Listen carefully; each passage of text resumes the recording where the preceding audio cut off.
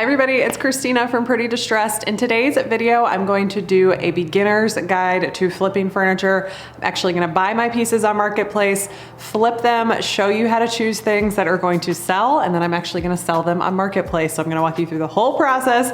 So if you are new to furniture flipping and wanna learn how to do it, just keep watching.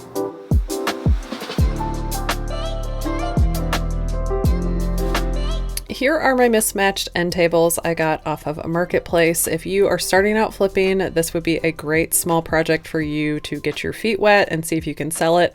These were originally listed for $50 and I got them for $40. They're in kind of rough shape. I think this is overpaying for this, but this is just how my market is. So it just depends on where you are. The cheaper you can get something for, the more profit you're going to be able to make. I think I can market these as nightstands or end tables, so I'm going to try to coordinate them because I know I can make more money off of a set than selling them individually. So I'm starting by removing my hardware and I'm going to give these both a good cleaning with my Dixie Belle White Lightning. I have seen a lot of people mix this in a spray bottle so you can keep it time after time and I don't have to dump out whatever is left over my bucket. So I'm going to be doing that today. So I'm going to spray these with my White Lightning solution and I'm going to scrub them and then I will rinse them with some clean water to get rid of any of that soap residue. And speaking of Dixie Belle, they are my sponsor of today's video and you know what that means. They will be giving away a $100 gift card to their website to a lucky winner. All you have to do is subscribe to my channel, subscribe to Dixie Belle's channel, and then comment down below if you have ever tried to flip a piece of furniture for profit before. Okay, I'm showing you my cleaning rag because it is covered in stain and that is a really good indicator that I'm gonna need to use a stain blocker. So just remember that for the future. But first I'm taking a wood epoxy and I'm mixing it up and I'm filling in this big gouge that I have. This stuff acts like putty and it's really easy to shape and mold and can repair really big damages like this. And since I already had it mixed up, I used it to fill my holes and this big chip in this drawer as well. The veneer on this top was pulling away a little bit too, so I put some wood glue in there and clamped that down. Once everything was dry, I came back in with my sander with a 120 grit sandpaper and smoothed everything out. And this video today is a tribute to all the amazing YouTubers that have popped up recently that are flipping furniture, paying off things like student debt, their mortgage. I am just so inspired by everybody. How easy this finish sanded off also shows me that it's kind of failing and in bad shape, and another indicator that you're going to need to seal it before you paint. The tops on both of these pieces were very shiny and slick, so I'm going to take a fine sandpaper and give them a good scuff sand so that my primer and paint will adhere nicely.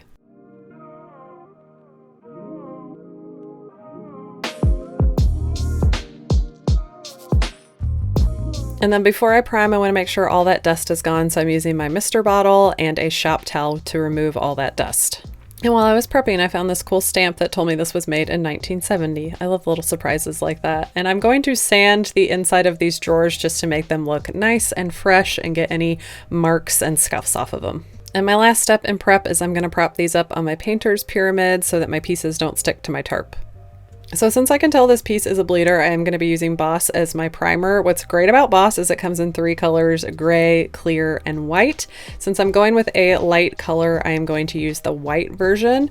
But if you saw my video last week when I had a black piece, I could have really used a gray tinted primer. So that comes in handy when you're needing to do a dark color. They do have a gray primer, and the clear one is for when you just want to be able to distress and see that wood finish underneath. I'm going for a solid color here, so the white is going to give me the best coverage, and these were a little stinky too, and this actually blocks odors as well, so I'm doing a double duty. As my first coat was drying, I knew I made a good decision because I could see a little bit of the tannins coming through that first coat. So I knew I wanted to do a second coat for extra measure. So I let it dry for about an hour and then I put on my second coat and let this dry overnight. The longer you let it dry, the better it's going to stain block and odor block. So just keep that in mind. So since I'm selling this, I had a choice between 2 neutral colors. I have burlap and driftwood. These I know are going to sell really quickly, so I wanted to pick one of these, and since I've done so much beige lately, I went with driftwood, which is one of my favorite Dixie Belle colors. I had this can left over from my laundry room makeover, so I am going to be painting directly out of it. I like to add water to Dixie Belle Paint when I'm going for a smooth look. I like to have it a little bit more runny than it comes out of the can, so you can water it down to your liking. I'm applying this with my favorite Dixie Belle synthetic brush. This is the angled mini, and I also used the small round. Actually, this is the first time I'm ever using this brush, and I really loved it for these legs. It helped me get into the details and the curves really well.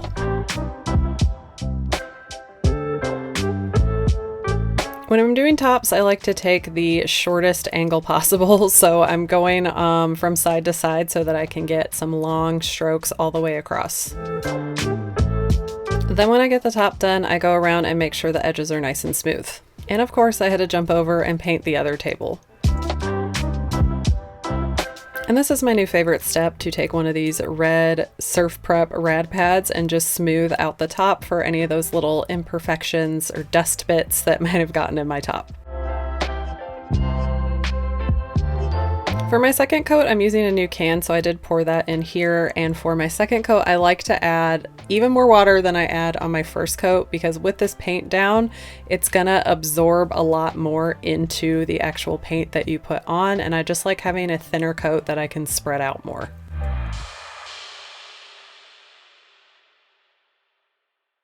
Okay, I mentioned I want to sell these as a set and coordinate them, but they are two different heights. So I created these little risers for the shorter one. I got these out of the craft section at Hobby Lobby. They are actually, I think, tires, but they work really well because they're curved, and when I put them together, they kind of match the shape of the existing foot on that piece. So I wood glued them together, let them dry, and then came in and added that driftwood paint to those, and then set those aside, and I'm gonna let them dry while I start top coating.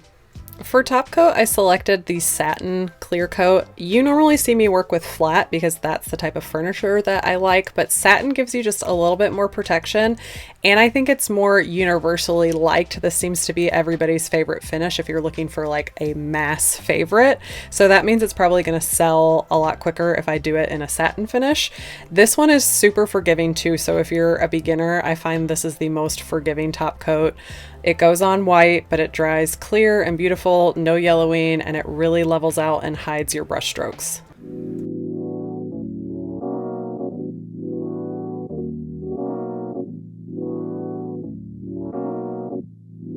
Quick tip: whenever you're putting a new coat on a flat surface like this, it is going to collect dust and stuff, so make sure you wipe it off before you start. And here with the top coat, I do kind of the same thing that I do with the paint. I do long strokes across, back and forth, and really make sure that everything's filled in, get one long stroke, and then move on to the next section. And I'm using the synthetic mini to apply this top coat.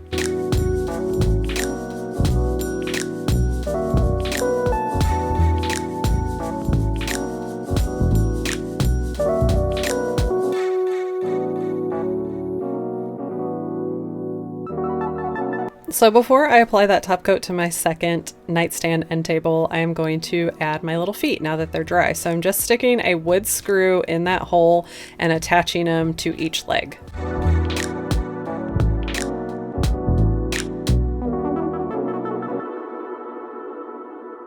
These ended up looking really great and like part of the feet, and after I got these attached, I top coated this piece. And while my first top coat was drying, I brought in my new flooring that I just got for my staging wall that's out here in my garage now. I used to have to haul pieces inside my house to take pictures, and I kind of created a faux little area out here that looks like I'm taking them inside without having to haul them inside. Okay, now I'm just going to add that second coat to both of these pieces and then let that dry, and then I'm ready to apply my new hardware.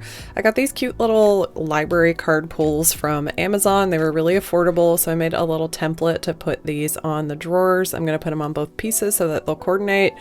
I had drilled pilot holes to get these in because they're actual little screws that you screw these in.